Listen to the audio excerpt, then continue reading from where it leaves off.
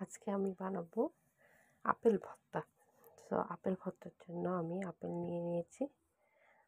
তো এখানে আপেল, সবুজ আপেল একটু টকটক হয়, এই জন্য সবুজ আপেল নিয়েছি।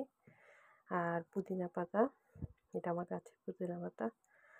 আর ধনে পাতা, এটা আমার গাছের না, এটা কেনা ধনে পাতা।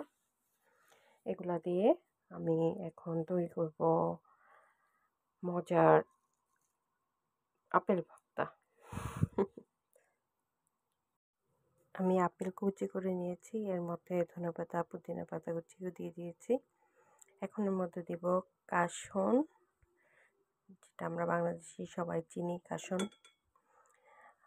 আর দিয়ে দিব সামান্য একটু চিনি, অল্প সামান্য একটু ব্রাউন চিনি দিয়েছি আমি, আপনারা চাইলে সাদা চিনি দিতে পারেন। সামান্য একটু লবণ, বেশি লবণ দিব না, যাদের লবণ বেশি পছন্দ তারা বেশি দিবেন, আমি একটু লবণ কমই খাই। আর মরিচের গুঁড়াটাও আমি অল্প দিচ্ছি, যারা অনেক বেশি মরিচ খেতে পছন্দ করেন তারা বেশি দিবেন। বেশি ঝাল খেতে পারি না, এজন্য এটুকুই ঝাল পারি, অনেক বেশি পারি না ঝাল খেতে। তো এর জন্য এইটুকু দিলাম। আর এখন দিয়ে দিব বিট লবণ, সেটা আপনাদের ইচ্ছা অনুযায়ী বিট লবণ দিয়ে দিয়েছি। এখন এই সবগুলো উপকরণ আমি একসাথে এভাবে মিক্স করব। চাইলে আপনারা সুন্দর করে হাত দিয়েও মাখাইতে পারেন, তো তাহলে আরও অন্যরকম হবে।